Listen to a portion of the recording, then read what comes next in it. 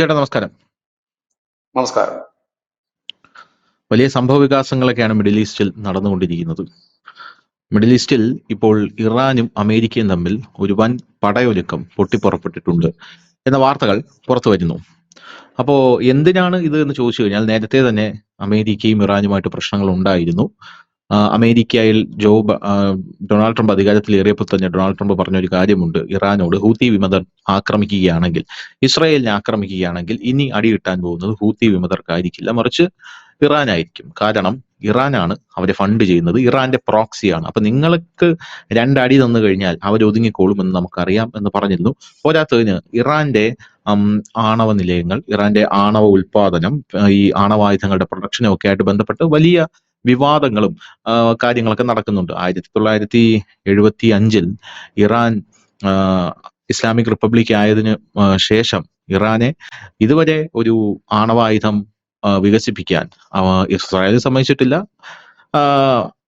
അമേരിക്കയെ സമ്മതിച്ചിട്ടില്ല. അതിനു മുമ്പ് ഇസ്രായേലും ഇറാനും നല്ല ടേംസിൽ പൊക്കോണ്ടിരുന്ന ഒരു കാലഘട്ടം ഉണ്ടായിരുന്നു. ആ കാലഘട്ടത്തിൽ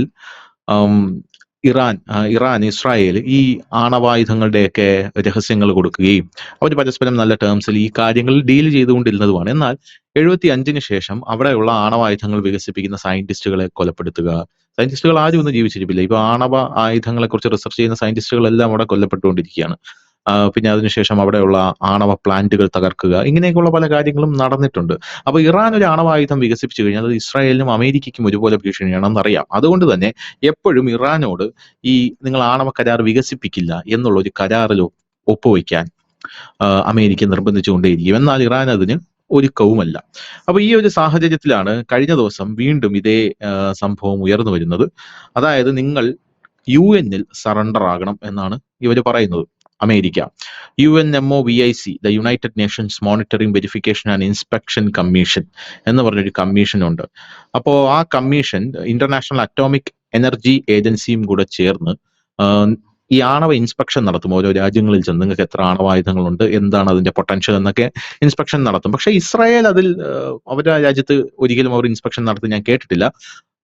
അറിയാലോ, അമേരിക്കയുടെ കയ്യിലാണ് UN എന്ന് പറയുന്ന കിടുതാപ്പൊക്കെ ഇരിക്കുന്നത്. അതുകൊണ്ട് അമേരിക്ക ഫോഴ്സുകളിലെത്തി പല രാജ്യങ്ങളിലും പോയി അമേരിക്കയ്ക്ക് അറിയണം ഇവരുടെ ആണവ ശേഷി എത്രയുണ്ട് എന്നറിയണം. അപ്പൊ അങ്ങനെയുള്ള ഒരു സാഹചര്യത്തിൽ അവർ വരും, അപ്പൊ നിങ്ങൾ കൃത്യമായിട്ട് കാര്യങ്ങൾ പറയണം എന്ന് പറഞ്ഞത് ഇറാൻ ഇഷ്ടപ്പെട്ടില്ല. ഉടനെ തന്നെ ട്രംപ് പടയൊരുക്കം നടത്തുകയാണ്. ട്രംപ് വലിയ രീതിയിൽ ഇറാനെ ആക്രമിക്കാൻ പോകുന്നു എന്ന പ്രഖ്യാപനം ഇറക്കുന്നു. അതോടുകൂടി ഇറാൻ അവരുടെ പ്രധാനപ്പെട്ട നഗരങ്ങളിലെല്ലാം സൈനിക വിന്യാസം നടത്തുന്നു, മിസൈൽ വിന്യാസം നടത്തുന്നു, അങ്ങനെ പല കാര്യങ്ങളും നടത്തിക്കൊണ്ടിരിക്കുകയാണ്.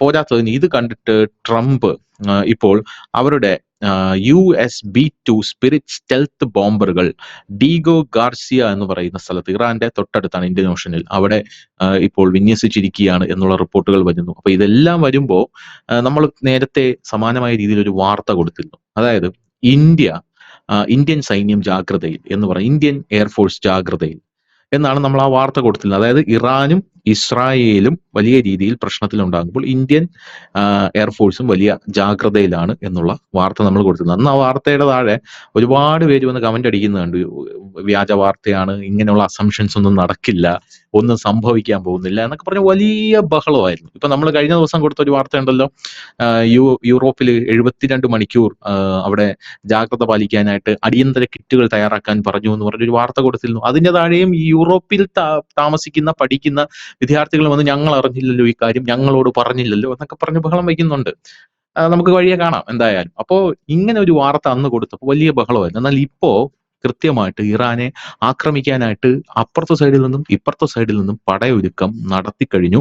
സ്റ്റെൽത്ത് ബോംബറുകൾ വരെ വിന്യസിച്ചു കഴിഞ്ഞു എന്നാണ് റിപ്പോർട്ടുകൾ പുറത്തു വരുന്നത്. യഥാർത്ഥത്തിൽ അമേരിക്ക ഇറാനെ ആക്രമിക്കുമോ? ശരിക്കും പറഞ്ഞു കഴിഞ്ഞാലേ ഈ എന്താ പറയാ, ഒന്നിച്ച് നിൽക്കുമ്പോൾ ഇവര് ഭയങ്കര കട്ടച്ചങ്കുകളായിരുന്ന രാജ്യങ്ങളാണ്. ഈ ഇറാന്റെ ഒരു ആണവ പദ്ധതി തന്നെ തുടക്കം കുറിച്ച അമേരിക്ക 1950 ആറ്റം ഫോർ പീസ് എന്ന് പറഞ്ഞുകൊണ്ട് ഒരു ആണവ പ്രൊജക്ട് തുടങ്ങി. അതിന്റെ എല്ലാവിധ സഹായങ്ങളും ചെയ്തുകൊണ്ട് ഇസ്രായേലാണ്. അന്ന് ഇവര് നല്ല സുഹൃത്തുക്കളായിരുന്നു. സുഹൃത്തുക്കൾ എന്ന് പറഞ്ഞാൽ മാത്രമല്ല, ഇറാന്റെ 44% ക്രൂഡ് ഓയിലും വാങ്ങിക്കൊണ്ടിരുന്ന ഇസ്രായേലാണ്. അപ്പൊ തന്നെ മനസ്സിലായില്ലേ ഇവരെന്തുമാത്രം ചങ്കുകളായിരുന്നു എന്നുള്ളത്. അത് നമുക്ക് മനസ്സിലാകുന്ന കാര്യം. അന്ന് ഇവരുടെ കണ്ണിലെ കരട് എന്ന് പറഞ്ഞ് ഇറാഖായിരുന്നു. ഇറാഖാണ് ഇവരുടെ അതെ. വൃദ്ധ ശത്രുവായിട്ട് നിന്നത്.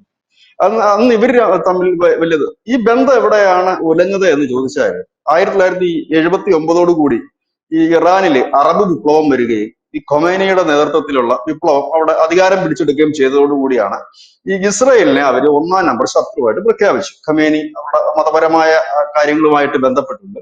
ജൂതന്മാർ ഞങ്ങളുടെ ഒന്നാം നമ്പർ ശത്രു, ക്രിസ്ത്യാനികളും ശത്രു എന്ന നിലയിലേക്ക് മാറിക്കഴിഞ്ഞപ്പോഴാണ് ഈ ബന്ധങ്ങൾ പതുക്കെ ആടി ഉലയാൻ തുടങ്ങുന്നു.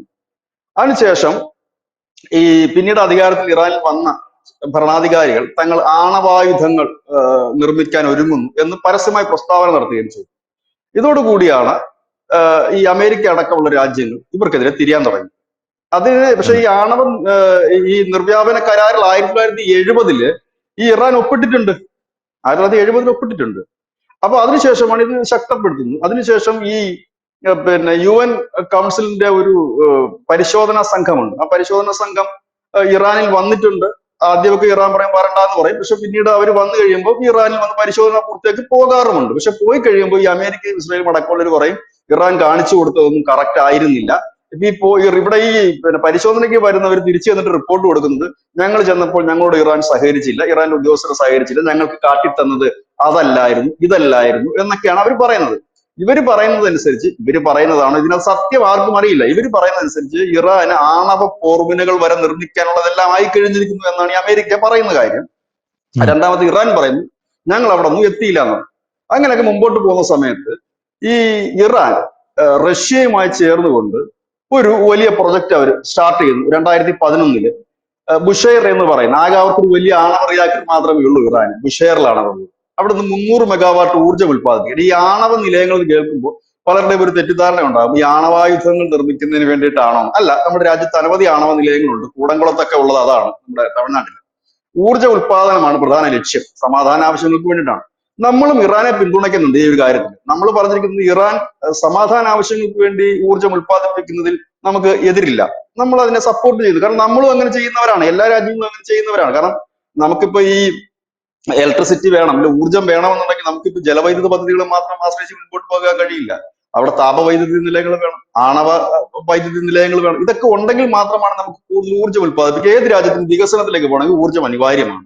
എന്തെങ്കിലും ഒരു ചെറിയ കാര്യങ്ങൾ ഒന്നുമില്ലെങ്കിൽ അവിടുത്തെ ആ രാജ്യത്തെ പൗരന് കിടന്നുറങ്ങാനെങ്കിലും ലൈറ്റും ഫാനും വേണമെങ്കിലും ഊർജ്ജം ആവശ്യം. അപ്പൊ സ്വാഭാവികമായി കൂടുതൽ ഊർജ്ജത്തിന് വേണ്ടിയിട്ട് നമ്മൾ എന്താണ് ആണവ നിലയങ്ങൾ സ്ഥാപിക്കും. അപ്പൊ ഇറാൻ ആ പദ്ധതിയുമായി മുൻപോട്ട് പോകുന്നതിന് ഇന്ത്യ അതിൽ അവരെ സപ്പോർട്ട് ചെയ്യുന്നുണ്ട്. ഒപ്പം തന്നെ നമ്മളും അവരുമായിട്ട് വാണിജ്യ ആവശ്യങ്ങൾ ചബ്ബാർ തുറമുഖത്തിന് നടത്തിപ്പുണ്ട്. നമ്മൾ അവരുമായിട്ട് ഓയിൽ ആൻഡ് ഗ്യാസിന്റെ ഒരു വലിയ കരാർ നമ്മൾ ഒപ്പിടാൻ പോകുന്നു. ആ ഒപ്പിടുന്നതിന്റെ ഭാഗമായി ചബ്ബാർ തുറമുഖം തീർന്നു കഴിഞ്ഞാൽ നമ്മൾ അതുവഴി നമ്മുടെ ഒരു വലിയ പ്രൊജക്ട് അവിടെ കിടപ്പുണ്ട്. ഇതൊക്കെയാണ് നമ്മളെ ടെൻഷൻ എടുപ്പിക്കുന്ന കാര്യം. ഇറാനിൽ നിന്ന് നമ്മൾ അഫ്ഗാനിസ്ഥാൻ വഴി വരുന്ന ഒരു ഈ പാചകവാതക പ്രകൃതിവാതകത്തിന്റെ ഒരു ടണൽ അല്ലെങ്കിൽ ഒരു കുഴൽ അല്ലെങ്കിൽ എന്തായാലും പൈപ്പ് ലൈൻ നമ്മൾ സ്ഥാപിക്കാൻ വേണ്ടി നമ്മൾ ഒരുപാട് ആളായിട്ട് ശ്രമിച്ചുകൊണ്ടിരിക്കുക. അത് മുടക്കണം. അപ്പൊ നമ്മളെല്ലാം നമ്മൾ നോക്കിക്കൊണ്ടിരിക്കുന്നത് ചബ്ബാർ തുറമുഖത്തിന്റെ ഒരു ഫംഗ്ഷൻ ആയി കഴിഞ്ഞാൽ നമുക്ക് ഇതുവഴി അങ്ങനെയുള്ള കാര്യങ്ങൾ അങ്ങനെ നമുക്കും വലിയ പ്രതീക്ഷയുള്ളൂ. നമ്മൾ ഇറാന്റെ ഇതിനകത്ത് നമ്മളുടെ രാജ്യം ഇന്ത്യ ഒരിക്കലും അവരെ എതിർക്കുകയോ അല്ലെങ്കിൽ അവർ ആണവായുധ രാജ്യമാണെന്നോ ആണവായുധം ഉണ്ടാക്കാൻ പോകുന്നു ഒന്നും നമ്മൾ അവർ പറഞ്ഞിട്ടില്ല. അപ്പൊ റഷ്യയുമായിട്ട് ചേർന്നുകൊണ്ട് 2011 അവർ സ്റ്റാർട്ട് ചെയ്യുന്നത്. ആ 2011 കാലഘട്ടം എന്ന് പറയുമ്പോൾ അതിനൊരു പ്രത്യേകത കൂടിയുണ്ട്.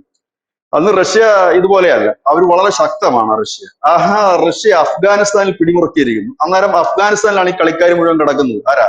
അമേരിക്ക ഒരു ഭാഗത്ത് നിൽക്കുന്നു, അവരൊരു ഭാഗത്ത്. അപ്പം റഷ്യയുടെ സൈനികരെ അഫ്ഗാനിസ്ഥാനിൽ തുരത്താൻ വേണ്ടി ഇവർ ഇങ്ങോട്ട് വരുന്നു. അങ്ങനെ ഇവർ തമ്മിൽ വലിയ ശീതയുദ്ധകാലത്തിന്റെ ഒക്കെ ഒരു സമയം വലിയ ശത്രുത നിൽക്കുമ്പോഴാണ് ഇങ്ങനെ ഒരു ബന്ധം കൂടി വരുന്നത്. അപ്പം ശരിക്കും പറഞ്ഞാൽ ഇവർക്ക് ഈ യുറേനിയം സമ്പുഷ്ടമാക്കാനുള്ള ചെറിയ ചില പ്ലാന്റുകൾ മാത്രമാണ് ഇറാനിൽ ഉള്ളതെന്നാണ് നമുക്ക് മനസ്സിലാക്കാൻ പറ്റും. നമ്മൾ വിവിധ റിപ്പോർട്ടുകളും മറ്റും പരിശോധിക്കുമ്പോൾ നമുക്ക് അത്രയാണ് മനസ്സിലാക്കാൻ കഴിയുന്നത്. അപ്പൊ എന്തായാലും അവർക്ക് ചിലപ്പോൾ ഒരുപക്ഷെ ആണവായുധങ്ങൾ ഉണ്ടാകാം. അതൊന്നും ഇപ്പൊ എല്ലാ രാജ്യങ്ങൾക്കും ആണവായുധങ്ങളുണ്ട്, അതൊന്നും വെളിപ്പെടുത്താറില്ല, ഇല്ലെങ്കിൽ ആ തരത്തിലേക്ക് നീങ്ങുന്നുണ്ട്. അപ്പൊ ഇങ്ങനെയൊക്കെ വന്ന് പിടിമുറുക്കുന്നു. അങ്ങനെ ശേഷം ഈ അമേരിക്ക ഉൾപ്പെടെയുള്ള രാജ്യങ്ങൾ ഒരു സൈലന്റ് മോഡിലേക്ക് പോകുന്നു. അപ്പൊ ഇറാനുമായിട്ട് ഒരു ചെറിയ ഒരു ഇണക്കവും ഇല്ലാത്ത ഒരു രീതിയിലേക്ക് കാര്യങ്ങൾ മുമ്പോട്ട് പോകുന്ന ഈ സാഹചര്യം, പ്രത്യേകിച്ച് ബൈഡന്റെ കാലം വരെ, ജോ ബൈഡന്റെ കാലം വരെ ഇവർ വലിയ ഒരു തർക്കമോ വഴക്കോ ഇടിയോ ഒന്നും ഇല്ലാതെ, അടുപ്പവും ഇല്ല അകൽച്ചയും ഇല്ലാതെ പോകുന്നു. അങ്ങനെ പോയിക്കൊണ്ടിരിക്കുമ്പോഴാണ് വീണ്ടും ആദ്യം ഒന്ന് ട്രംപ് വന്നു, 4 വർഷം മുമ്പ് ട്രംപ് വന്നതാണ്, 2018 അന്ന് വന്നപ്പോൾ തന്നെ അദ്ദേഹം ഈ ഉപരോധമൊക്കെ പ്രഖ്യാപിച്ചിരുന്നു. അതിനുശേഷം വീണ്ടും പുള്ളി വരുന്നു. ഇത്തവണത്തെ ട്രംപ് ശരിക്കും പറഞ്ഞു കഴിഞ്ഞാൽ ഒരു ബാധകേറിയ ഒരു അവസ്ഥയിലാണ് ട്രംപ് ഇപ്പൊ നിൽക്കുന്നതെന്നാണ് എനിക്ക് തോന്നുന്നത്. കാരണം മുൻപിൻ നോക്കാതെ എന്തൊക്കെയോ പുള്ളി പറയുന്നു. ഇതിനിടയിൽ ഇന്നലെ അദ്ദേഹം പറഞ്ഞു ഈ അപ്പൊ ഈ 2 മാസം മുമ്പ് ഡൊണാൾഡ് ട്രംപ് ഇറാൻ ഒരു മുന്നറിയിപ്പ് കൊടുത്തിരുന്നു. 2 മാസത്തിനകം നിങ്ങൾ ഈ പുതിയ ആണവ കരാറിൽ നിങ്ങൾ ഒപ്പിട്ടില്ല എങ്കിൽ ഞങ്ങൾ നിങ്ങളെ കനത്ത ഒരു ആക്രമണം നടത്തും. ആ സമയത്ത് തന്നെ ഇദ്ദേഹം ഇസ്രയേലിന് ഒരു അനുമതിയും കൊടുത്തു. ഇറാന്റെ ആണവ നിലയങ്ങൾ ആക്രമിക്കാൻ ഇസ്രയേലിന് ഒരു അനുമതി കൊടുത്തു. ഈ 2 കാര്യങ്ങൾ ചെയ്തു വെച്ചു പുള്ളി.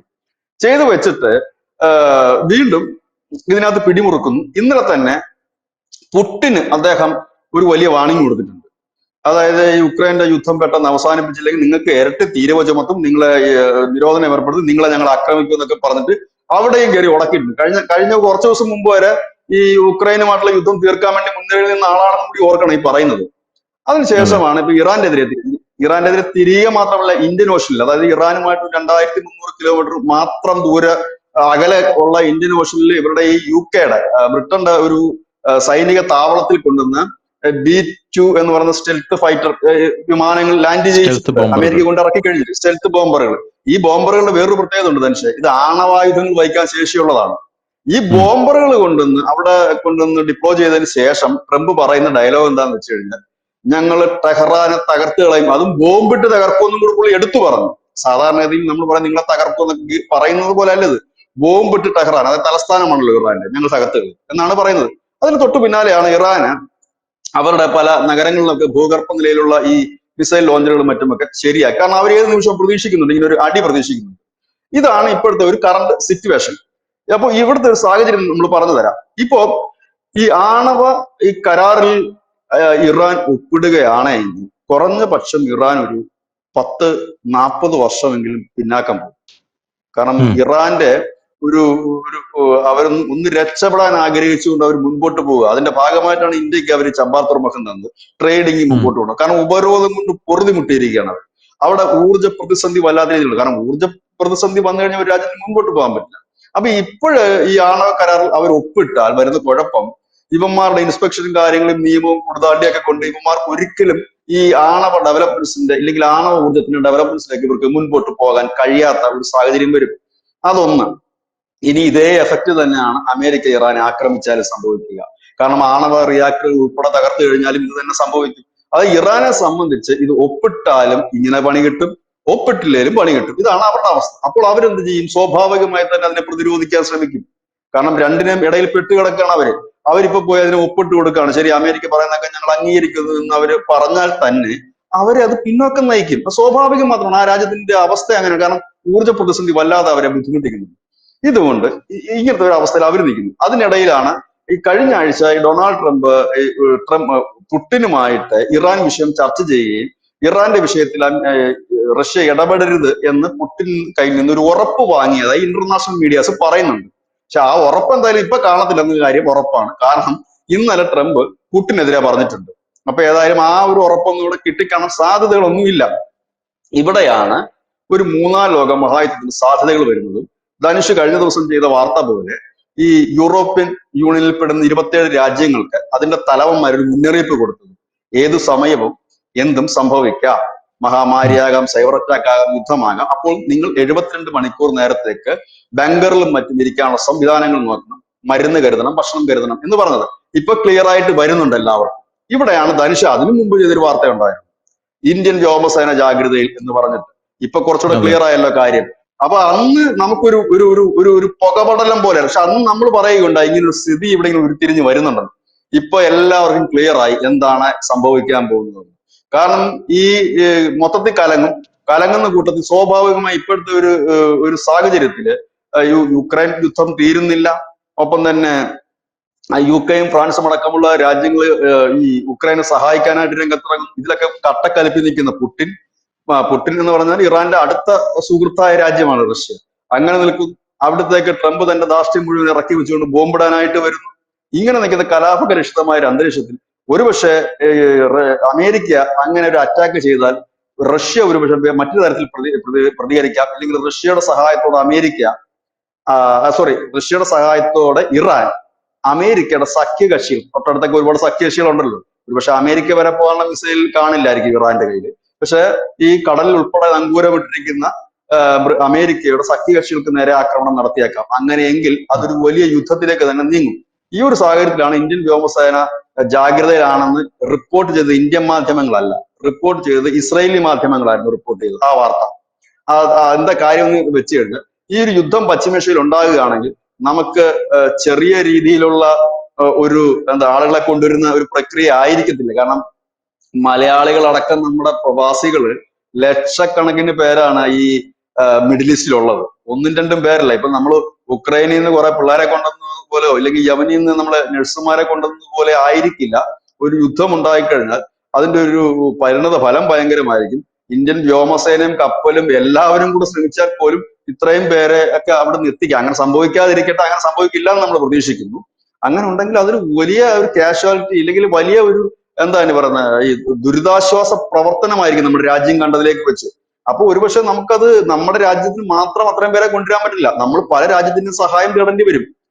ഇസ്രായേലിന്റെ സഹായം തേടേണ്ടി വരും, മറ്റു പല രാജ്യങ്ങളുടെ സഹായം തേടേണ്ടി വരും, അറബ് കൺട്രീസിന്റെ തന്നെ സഹായം തേടേണ്ടി വരും. ഓക്കെ, കാരണം ഇവരെ കൊണ്ടുള്ള വിമാനവും കാര്യങ്ങളൊക്കെ അതൊക്കെ ഓക്കെയാണ്. പക്ഷേ ഈ ഇറാനെ ആക്രമിക്കുമെന്ന് കുറെ നാളായിട്ട് ഈ അമേരിക്ക പറഞ്ഞുകൊണ്ടിരിക്കുകയാണ്. ഇസ്രായേൽ ഇറാനെ ആക്രമിച്ചത് ഒരു പ്രത്യേക പശ്ചാത്തലത്തിലാണ്. കാരണം ഇറാൻ ഇസ്രായേലില് മിസൈൽ അയച്ചു.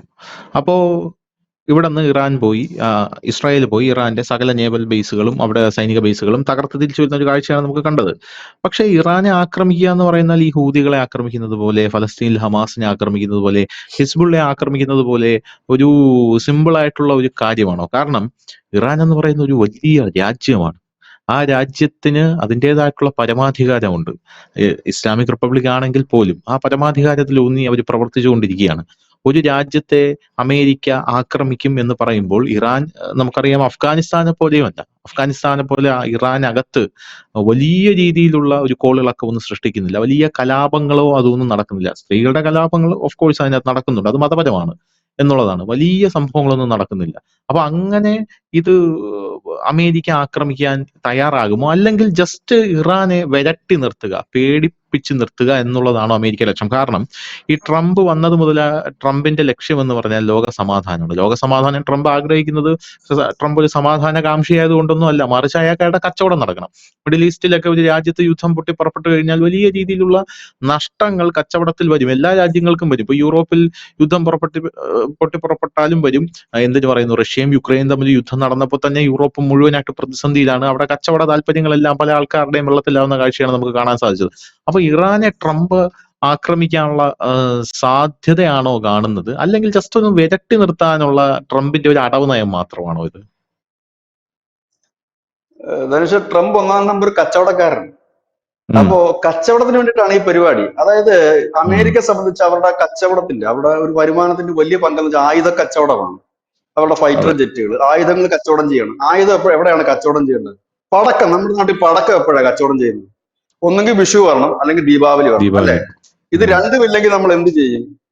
നമ്മളപ്പോ പറയും, ചുമ്മാ നമുക്കൊരു ആഘോഷം ഉണ്ടാകുമ്പോൾ നമ്മൾ പറയും കുറെ പടക്കമൊക്കെ മേടിച്ച് പൊട്ടിക്കട, ഒരു കളറാകട്ടെ എന്ന് നമ്മൾ പറയും, അല്ലെ? പടക്ക കച്ചവടക്കാരൻ പറയും. ഇത് തന്നെയാണ് ട്രംപും ചെയ്യുന്നത്. കാരണം ട്രംപ് ഇപ്പോ അമേരിക്ക ഫസ്റ്റ് ആക്കുന്നതിന് വേണ്ടി താരിഫിന്റെ വലിയ രീതിയിൽ യുദ്ധം നടത്തും. താരിഫ് എല്ലാവർക്കും കൂട്ടുന്നു, ആ ഒരു ഇൻകം നോക്കും.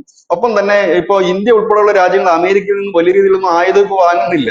ഇന്ത്യ മറ്റു രാജ്യങ്ങളിൽ ഫ്രാൻസിൽ നിന്ന് എടുക്കുന്നുണ്ട്, പിന്നെ റഷ്യയിൽ നിന്ന് എടുക്കുന്നുണ്ട്, അങ്ങനെ പലതിൽ നിന്നും എടുക്കുന്നുണ്ട്. അപ്പൊ ഇങ്ങനെ പോകുന്ന ഒരു സാഹചര്യത്തില് ഇന്ത്യ അത് എത്രത്തോളം, ഇന്ത്യ പോലും അത് അവരുടെ ആയുധങ്ങൾ ഇരിക്കും. പിന്നെ ഇവരുടെ ആയുധങ്ങൾ മേടിക്കാനും പിന്നെ ഇവരുടെ ഈ ഒരു ശക്തി തെളിയിക്കാനും പറ്റുന്ന ഒരു ഭാഗം മിഡിൽ ഈസ്റ്റ്. അത് പണ്ട് മുതലേ തന്നെ അങ്ങനെയാണ്. കാരണം അവർക്ക് ഒരുപാട് സൈനിക ക്യാമ്പുകൾ അവിടെ ഉണ്ട്, താവളങ്ങൾ അവിടെ ഉണ്ട്, അവരുടെ ആയുധങ്ങൾ തന്നെയാണ്. അപ്പോൾ ഈ മിഡിൽ ഈസ്റ്റിൽ ഒരു ഒച്ചപ്പാടും ബഹളമാണ്. മിഡിൽ ഈസ്റ്റിൽ മാത്രമല്ല, പുള്ളി എല്ലായിടത്തും കിടന്ന് ഒച്ചപ്പാടും ബഹളം ഉണ്ടാക്കുന്നുണ്ട്. ഒച്ചപ്പാടും ബഹളം ഉണ്ടാക്കുക, ഇറാനെ ആക്രമിച്ച്, ഇത് നമ്മൾ കണ്ടതാണ്. ഇദ്ദേഹം കഴിഞ്ഞ തവണ അധികാരത്തിൽ ഏറുമ്പോൾ ഇദ്ദേഹം ഈ വലിയ ഡയലോഗ് അടിച്ചെങ്കിൽ പോലും ഒരിടത്ത് പോലും ഒരു രാജ്യത്തെ അദ്ദേഹം ആക്രമിച്ചിരുന്നില്ല. ഒരു തീവ്രവാദികളെ പകരം അദ്ദേഹം ചെയ്ത കാര്യം, അഫ്ഗാനിസ്ഥാനിൽ അമേരിക്കൻ സൈന്യത്തെ പിൻവലിച്ചു, സിറിയയിൽ നിന്ന് വലിയ രീതിയിൽ തന്നെ സൈന്യത്തെ പിൻവലിച്ചു, യമനിൽ നിന്ന് വലിയ രീതിയിൽ സൈന്യത്തെ പിൻവലിച്ചു. അതൊക്കെ എല്ലാവരും ട്രംപിനെ അഭിനന്ദിച്ച കാര്യം കൂടിയാണ്. അപ്പൊ അന്ന് ട്രംപ് പറഞ്ഞത്, നമ്മളെ സൈന്യത്തിനൊക്കെ നമ്മൾ ഇത്ര പണം മുടക്കി എന്തിനാ അവിടെ വെറുതെ ഇടുന്നത്, നമുക്ക് നഷ്ടമാണ്, പ്രത്യേകിച്ച് ഗുണമൊന്നുമില്ല എന്ന് പറഞ്ഞ് പിൻവലിക്കുകയാണ്. പക്ഷെ ആ സമയത്ത് പുള്ളി ഒരു അടി നടത്തിയിരുന്നു, ഒരു ചെറിയ പണി നടത്തിയിരുന്നു പുള്ളി. എവിടെയെന്ന് ചോദിച്ചാൽ സൗദി അറേബ്യക്ക് നേരെ ഇറാഖിൽ നിന്നുള്ള മിലീഷ്യകൾ ഒരു ആക്രമണം നടത്തി. സൗദി അറേബ്യക്ക് നേരെ അല്ല നടത്തുന്നത്, ഉം. സൗദി അറേബ്യക്ക് നേരെ തന്നെയാണ്. അവരുടെ എണ്ണപ്പാടങ്ങൾക്ക് നേരെ ഒരു ആക്രമണം നടത്തി. അപ്പോൾ ഈ അമേരിക്ക പറഞ്ഞത് ഇറാൻ ഈ സൗദി അറേബ്യ ലക്ഷ്യം വെച്ചുകൊണ്ട് അവരുടെ എണ്ണപ്പാടങ്ങൾ കത്തിക്കാൻ, കാരണം ഇവരൊക്കെ തമ്മിൽ ഉടക്കാണല്ലോ, ഈ ഇറാനും ഈ GCC കൺട്രീസും തമ്മിൽ ഉടക്കാണ്. അപ്പൊ നിങ്ങളെ തകർക്കാൻ അതെ. വേണ്ടി അവർ ശ്രമിക്കുന്നു. ഉടനെ ഞങ്ങൾ വരുന്നു എന്ന് പറഞ്ഞിട്ട് ട്രംപ് ചെയ്ത പണി അന്ന് ഇറാഖിൽ ഉണ്ടായിരുന്ന മിലീഷ്യസ് ഗ്രൂപ്പുകളുടെ മുകളിൽ ബോംബിട്ട് അവരെ ഉം, നശിപ്പിക്കുക എന്ന ഉം. ഒരു കാഴ്ചയാണ് നമ്മൾ അന്ന് കണ്ടത്. അതായത് ഈ ഒന്നാം ട്രംപിന്റെ കാലഘട്ടത്തിൽ നമ്മൾ കണ്ടത്. അതൊരു വെർട്ടിഫിക്കേഷൻ ആണ്. കണ്ടോ, നിങ്ങളെ സഹായിക്കാൻ ഞങ്ങൾ മാത്രമേ ഉള്ളൂ, ഞങ്ങളുണ്ട് നിങ്ങളുടെ കൂടെ, നിങ്ങൾ ധൈര്യമായിട്ട് നിൽക്കൂ എന്ന് പറയുകയും വീണ്ടും അതെ. സൗദി അറേബ്യയിൽ തങ്ങളുടെ സ്ഥാനം ഉറപ്പിക്കുകയുമാണ് ചെയ്തത്. ഇവിടെ ഇപ്പോഴും അദ്ദേഹം കാണിക്കുന്നത് ഇതാണ്. പക്ഷെ ഇവിടെ മാത്രമല്ല അദ്ദേഹം കാണിക്കുന്നത്, ഇന്ന് ട്രംപിനെ വരട്ടുന്നു, നാളെ സെലൻസ്കിയെ വരട്ടുന്നു. അങ്ങനെ പലരുടെ ഉം, ഇനിയിപ്പോ ഉം. അദ്ദേഹം വരട്ടാത്ത രാജ്യങ്ങളിൽ ഒന്ന് ചൈനയെ വരട്ടിയിരുന്നു. അത് ഇന്ത്യ മാത്രമേ ഉള്ളൂ വരട്ടാത്ത ഒരു രാജ്യമായിട്ട് നിൽക്കുന്നത്. ചൈനയെ വരട്ടിയിരുന്നു. ഉം. ഇങ്ങനെ പോവാണെങ്കിൽ നിങ്ങളെ ഞങ്ങൾ വെറുതെ വിടത്തില്ല. പക്ഷെ ചൈന അതൊന്നും മൈൻഡ് ചെയ്യാനൊന്നും പോകുന്നില്ല. അതങ്ങനെ പോകുന്ന ഒരു കാര്യമാണ്.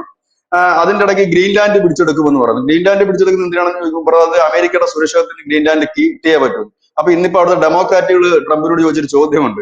അങ്ങനെയാണെങ്കിൽ ചൈനയെ തടയാൻ ഇന്ത്യയെ പിടിച്ചെടുക്കുമോ, റഷ്യയെ തടയാൻ പോളണ്ടിനെ നിങ്ങൾ പിടിച്ചെടുക്കുമോ എന്ന് ഉം. ചോദിക്കുന്നുണ്ട്. ആ ചോദിക്കുന്ന സാഹചര്യത്തിലേക്ക് പോലും ട്രംപിന്റെ മനോനില മാറി എന്നാണ് എനിക്ക് തോന്നുന്നത്. അപ്പൊ ഇവിടെ എന്ന് പറഞ്ഞാൽ അതൊരു യുദ്ധത്തിലേക്ക് പോകാനുള്ള സാധ്യതയില്ല. ഒരു പക്ഷേ കാരണം ഒന്ന് ഈ ഇറാൻ എന്ന് പറഞ്ഞ മോൾ കീഴ് നോക്കാൻ പിന്നെ പറ്റാതെ നിൽക്കുന്ന ഒരു രാജ്യമാണ്. കാരണം അവർക്കൊന്നും നഷ്ടപ്പെടാനില്ല. കാരണം മോട്ട് നോക്കിയ ആകാശം, താഴെ ഭൂമിയാണ്. ചിലപ്പോൾ നല്ല രീതിയിൽ പ്രതികരിച്ചെന്ന് പറയാം. അവരുടെ പ്രതികരണം വെച്ചാൽ അമേരിക്ക കണക്ക് ഒരു രാജ്യത്തെ തകർക്കണ്ടൊക്കെ ശേഷിയൊന്നും അവർക്കില്ല. പക്ഷെ അവരുടെ ഉം. പ്രതികരണം മറ്റു പല രീതിയിലായിരിക്കും. ഒരുപക്ഷെ പലയിടത്തും നങ്കൂരമിട്ടിരിക്കുന്ന എണ്ണക്കപ്പലുകൾക്ക് നേരെ ആയിരിക്കാം, ഇല്ലെങ്കിൽ ഈ അമേരിക്കയുടെ സഖ്യകക്ഷികളായ മറ്റു രാജ്യങ്ങൾക്ക് നേരെ ആയിരിക്കും. ഇതൊക്കെ ഒരു ലോക യുദ്ധത്തിലേക്കുള്ള പോക്കാണ്. അത് ട്രംപിനും നന്നായിട്ട് അറിയാം. അങ്ങനത്തെ രീതിയിലേക്ക് അദ്ദേഹം പോയില്ലായിരിക്കും. പക്ഷെ അവിടെ ഒരു സമാനമായ അന്തരീക്ഷം ഉണ്ടാക്കിക്കൊണ്ട് ഇദ്ദേഹം ചെയ്യാൻ പോകുന്ന കാര്യം ഒരുപക്ഷെ തങ്ങളുടെ ആയുധം വിൽക്കുകയായിരിക്കും. ഗൾഫ് കൺട്രീസിനോട്, കുവൈറ്റിനോട്, സൗദിയോടൊക്കെ പറയും, കണ്ടില്ലേ അവന്മാരുടെ കയ്യിൽ ഒരുപാട് മിസൈൽ ഉണ്ട്, അത് തടയാനുള്ള സംവിധാനം ഞങ്ങളെ ഉണ്ട്, വേണമെങ്കിൽ ഒരു 5-10 എണ്ണം മേടിച്ചോ, അവിടെ ഇവിടെയൊക്കെ കൊണ്ട് വെക്കാം, കാരണം ഇറാന്റെ മിസൈലുകളൊക്കെ എപ്പോഴാണ് വരുമെന്ന് പറയാൻ കഴിയില്ല. ഇങ്ങനത്തെ സാധനത്തിന്റെ ഒരു പരിപാടിയായിരിക്കും നടക്കുന്നത് എനിക്ക് തോന്നുന്നു. അതായിരിക്കാം, അല്ലാതെ ഒരു പൂർണ്ണം ഒരു ഫുൾ സ്കെയിൽ വാറിലേക്കൊന്നും പോകാനുള്ള സാധ്യത ഇപ്പോഴില്ല. അങ്ങനത്തെ ഒരു നിലപാടിലും പോകും. പക്ഷെ ഇങ്ങനെ ഒരു നിലപാടിലേക്ക് അമേരിക്ക നീങ്ങുകയാണെങ്കിൽ ഇന്ത്യ പോലും അമേരിക്ക പിന്തുണച്ച് രംഗത്ത് വരുമെന്ന് തോന്നുന്നില്ല. കാരണം അതെ. കഴിഞ്ഞ കുറെ നാളായിട്ട് നോക്കുമ്പോൾ അമേരിക്കയായിട്ട് നമുക്ക് അങ്ങനെ അത്ര ഊഷ്മള ബന്ധമൊന്നുമില്ല. ട്രംപ് മൈ ഫ്രണ്ട് ഒക്കെ ആണെങ്കിൽ പോലും ആ ട്രംപൊക്കെ ഒരു സൈഡിൽ നിൽക്കുന്നുണ്ട്. ഇവിടെ മറ്റു ചില നീക്കങ്ങളും നടക്കുന്നുണ്ട്. ചൈന നമ്മുടെ ബദ്ധശത്രുവാണ്. ചൈനയൊക്കെ ആണെങ്കിൽ ചൈനയുമായിട്ട് കുറെ അടുത്ത് ഇപ്പൊ കഴിഞ്ഞ ദിവസം വന്നൊരു പ്രധാനപ്പെട്ട വാർത്തയാണ്. BYD എന്ന് പറയുന്ന ഒരു ചൈനീസ് കമ്പനിയുടെ കാറ് നമ്മുടെ തെലങ്കാനയെ വരിക. അവർ വന്നിട്ട് സ്ഥലമൊക്കെ കണ്ടിട്ട് പോയിട്ടുണ്ട്. ഒരു 500 ഏക്കർ സ്ഥലത്ത് 4000 കോടി രൂപയുടെ അങ്ങോട്ട് മുതൽ മുടക്കാണെന്നാണ് കേൾക്കുന്നത്. അപ്പം അത് അവരുടെ ഒരു വലിയ ആഗ്രഹമായിരുന്നു ചൈനീസ് സർക്കാരിന്റെ അവിടുത്തെ കാർ കമ്പനികൾ. അതെ. പക്ഷെ അത് ഒരു കണക്കിന് നമ്മുടെ ഇന്ത്യൻ മാർക്കറ്റിന് ഗുണപ്പെടുന്നതാണ്. കാരണം ചൈനീസ് കമ്പനികൾ ഇപ്പൊ നല്ല ഈ ടെസ്ലയൊക്കെ കവച്ചു വെക്കുന്ന രീതിയിലേക്ക് BYD അവരുടെ കാറുകളൊക്കെ പക്ഷേ ഇറക്കാണ്. ഈ വിലക്കുറവാണ്. BYDക്ക് 100% ടാക്സ് ആണ് ഇന്ത്യയിൽ. BYDക്ക് ചൈനയിൽ 23 ലക്ഷം രൂപയുള്ള വണ്ടി ഇന്ത്യയിൽ അതേ വണ്ടി കൊണ്ടുവരുമ്പോൾ 46 ലക്ഷം രൂപയാണ് നമ്മളിവിടെ കൊടുക്കേണ്ടി വരുന്നത്. 100% ടാക്സ് ആണ്. അല്ല, ഈ BYD മാത്രമല്ല, 15ഓളം കമ്പനികൾ ചൈനയിൽ, കാർ ഉം. കമ്പനികൾ. അതെന്താ വെച്ചാൽ പക്ഷെ അതൊക്കെ ഇവിടെ നമ്മൾ ഇപ്പൊ വരികയാണെങ്കിൽ നമ്മൾ മുമ്പും വെച്ച ഡിമാൻഡ് ഇത്രയേ ഉള്ളായിരുന്നു ചൈനയുടെ അടുത്ത്. നിങ്ങളുടെ കാർ ഇവിടെ കൊണ്ടിറക്കി ഞങ്ങൾ ടാക്സ് ഇളവ് ചെയ്തരുത്, നിങ്ങൾ ഞങ്ങളുടെ അടുത്ത് തുടങ്ങും. പക്ഷെ തുടങ്ങാനും നമ്മൾ സമ്മതിച്ചിരുന്നില്ല കേട്ടോ. അതിനെന്താ വെച്ചാൽ ഈ 2020 നമ്മുടെ ഇന്ത്യയും ചൈനയും തമ്മിൽ ഗാൽവാനിൽ ഒരു ഏറ്റുമുട്ടൽ നടന്നു. അപ്പോഴാണ് ഈ കുറച്ച് ഉം. ഇത് വന്നത്, ഒരു അതെ. ക്ലാഷ് വന്നു. അതിനുശേഷം ഇപ്പൊ ബന്ധം നോർമലി ആയി വരുന്നു. അപ്പൊ BYDക്ക് അനുമതി കൊടുക്കുകയാണെങ്കിൽ BYDയുടെ ചുവട് പിടിച്ച് തന്നെ പല കമ്പനികളും ഇന്ത്യയിലേക്ക് എത്താനുള്ള സാധ്യതകൾ വളരെ കൂടുതലാണ്. അങ്ങനെ വരികയാണെങ്കിൽ നമ്മുടെ ഇവിടെ തൊഴിലവസരങ്ങൾ കൂടുന്നുണ്ട്. ഒപ്പം തന്നെ ഇവിടെ തന്നെ ബാറ്ററി നിർമ്മിക്കണമെന്ന് കൂടി BYD പറഞ്ഞിട്ടുണ്ട്. അവര് ബാറ്ററി കൂടി ഇവിടെ നിർമ്മിക്കുന്നുണ്ട് മറ്റു കമ്പനികൾക്ക് കൊടുക്കാൻ വേണ്ടിയിട്ട്. ഇപ്പൊ പല ഇലക്ട്രിക്കൽ കമ്പനികളും കാറുകളും ഉണ്ടല്ലോ, അവർക്കൊക്കെ കൊടുക്കാനുള്ള ബാറ്ററി ഇവിടെ നിർമ്മിക്കുന്നുണ്ട്. അങ്ങനെ കൂടുതൽ കമ്പനികൾ വരികയാണെന്നുണ്ടെങ്കിൽ എന്തേ പറയുന്നത്, ഈ BYD വന്ന് ഇവിടെ പ്രവർത്തനം തുടങ്ങാമെങ്കിൽ ടെസ്ല പൊട്ടിപ്പോവും. മസ്കിന്റെ ട്രംപിന് ഭ്രാന്ത് പിടിക്കാൻ വേറെ വല്ലതും വേണോ? അല്ല, അത് പോട്ടെ, അത് ട്രംപും മസ്കുമായിട്ട് തന്നെ ഉടക്കാണെന്നുള്ള ചില വാർത്തകളും വരുന്നുണ്ട്. ഏതായാലും ഈ ടെസ്ലയ്ക്ക് പണി കൊടുക്കാനാണോ BYDക്ക് ഇവിടെ പണി ഓപ്പൺ ആക്കി കൊടുത്തതെന്ന് അറിയത്തില്ല. കാരണം ട്രംപ് പറഞ്ഞതനുസരിച്ച് ഇന്ത്യ ചില ഇളവുകൾ നടത്തി, അമേരിക്കൻ ഉൽപ്പന്നങ്ങൾക്ക് ഇളവ് നടത്തി. അതേ സമയം തന്നെ നേരെ കൊണ്ടുവന്ന് ടെസ്ലയുടെ നമ്പർ 1 ശത്രുവായ BYDയുടെ കമ്പനി ഇന്ത്യയെ കൊണ്ട് ഓപ്പൺ ചെയ്യുക. ചൈനയിൽ നിന്ന് ടെസ്ലയെ കെട്ടുകെട്ടിച്ചതാരാണ്? ഈ BYD. കാരണം ഉം. അതിനേക്കാൾ മേന്മയുള്ള കാറുകൾ അതിലും വില കുറച്ച് കൊടുത്തപ്പോ ചൈനക്കാരൻ അത് മേടിച്ചു ടെസ്ല കമ്പനി കൂട്ടിക്കെട്ടി ഇവിടെ എന്തേ അതെ. കൊണ്ടുവരികയാണ്. എങ്ങനെങ്കിലൊക്കെ മസ്ക് ഇവിടെ വന്നിട്ട് ടാറ്റയുമായിട്ടാണെന്ന് എനിക്ക് തോന്നുന്നു ടൈപ്പ് ആയിക്കൊണ്ട് ചില കച്ചവടമൊക്കെ നടത്താന്ന് പറഞ്ഞ് വന്നപ്പോഴാണ് ഇവിടെ അടുത്ത പണി കിട്ടിയത്. യൂറോപ്യൻ യൂണിയനിൽ നിന്നൊക്കെ അവർ അപ്പൊ ഇങ്ങനെയുള്ള ഇന്റർ പൊളിറ്റിക്സിന് അത് നടക്കുന്നുണ്ട്, ഇല്ല എന്നുള്ള കാര്യങ്ങളല്ല ഞാൻ പറയുന്നത്. അപ്പൊ ഇങ്ങനെ നിൽക്കുന്ന ഒരു സാഹചര്യമാണ്. ഈ ഒരു സാഹചര്യത്തിലാണ് ഇപ്പോഴിത് വളരെ വലിയ വാർത്ത തന്നെയാണ്. എനിക്ക് തോന്നുന്നത് ഈ മലയാളം മീഡിയാസ് ഇതുവരെ ഇത് ടേക്കപ്പ് ചെയ്തിട്ടില്ല. അതിനൊരു കാരണം എമ്പുരാനാണെന്ന് എനിക്ക് തോന്നുന്നു. എമ്പുരാൻ ചിലപ്പോൾ പക്ഷെ ഇന്നോ നാളെയൊക്കെ ഒതുങ്ങിക്കഴിഞ്ഞാല് ഇതൊരു വലിയ വാർത്ത തന്നെയാണ്. എനിക്ക് തോന്നുന്നത് ഈ ഇസ്രയേല് ഹമാസ് സംഘർഷം പോലെ, നേരത്തെ ധനുഷ് സൂചിപ്പിച്ച വളരെ കറക്റ്റ് കാര്യം, ഇതൊരു ഇസ്രയേൽ ഹമാസ് സംഘർഷം പോലെയോ ഹിസ്ബുള്ള പോലെ ഇല്ലെ ഹൂത്തികൾക്ക് നേരെയുള്ള ആക്രമണം പോലെ അല്ല. ഇതൊരു രാജ്യമാണ് ഇറാൻ, ഒരു പരമാധികാര രാജ്യം, ഒരു പരമോന്നത രാജ്യമാണ്. അവിടെ ഒരു സിസ്റ്റം ഉണ്ട്, അവിടെ ഒരു ഭരണാധികാരിയുണ്ട്. തെരഞ്ഞെടുപ്പിലൂടെ ജയിച്ച പെഷസ്ക്യാൻ എന്ന് പറയുന്ന ഒരു പ്രധാനമന്ത്രിയുള്ള രാജ്യമാണ് അവിടെ. ആ രാജ്യത്തോടാണിത്.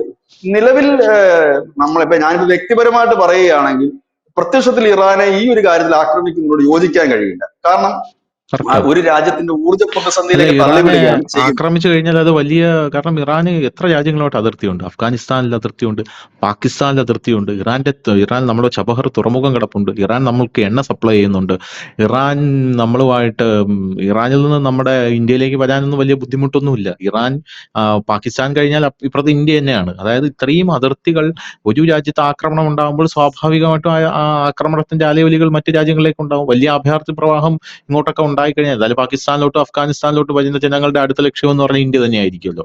അങ്ങനെ വലിയ വിഷയത്തിലേക്ക് ഈ കാര്യങ്ങൾ പോകും എന്നുള്ളത് കൊണ്ട് തന്നെ എനിക്ക് ബിജുചേട്ടൻ പറഞ്ഞതിനോട് യോജിപ്പാണ്. കാരണം ഇറാനെ ആക്രമിക്കാനായിട്ട് അമേരിക്ക തുനിഞ്ഞാൽ ഇന്ത്യ സ്വാഭാവികമായിട്ടും അമേരിക്കയെ പിന്തുണയ്ക്കാനുള്ള സാധ്യത കുറവാണ്. പോരാത്തതിന് നമ്മുടെ ആൾക്കാരെയും നമ്മുടെ സാധനങ്ങളെയും പ്രൊട്ടക്ട് ചെയ്യാനായിട്ട് നമ്മൾ അവിടെ വലിയ സൈനിക വിന്യാസം നടത്താനുള്ള സാധ്യതയാണ് ഇതിൽ കാണുന്നത്. എന്തായാലും അങ്ങനെ ഒന്നും ആക്രമിക്കാതെ അല്ല, ഇരിക്കട്ടെ. ഇതിനകത്ത് മറ്റൊരു കാര്യങ്ങളുണ്ട്. ഈ വിഷയത്തിൽ ഇസ്രയേൽ ഇടപെടാൻ പറ്റത്തില്ല, ഇസ്രയേൽ ഇടപെടത്തുമില്ല. എന്താ കാര്യം എന്നറിയാം? ഇസ്രയേൽ ഇതിനകത്ത് ഇടപെട്ടാൽ ആംഗിൾ മാറും.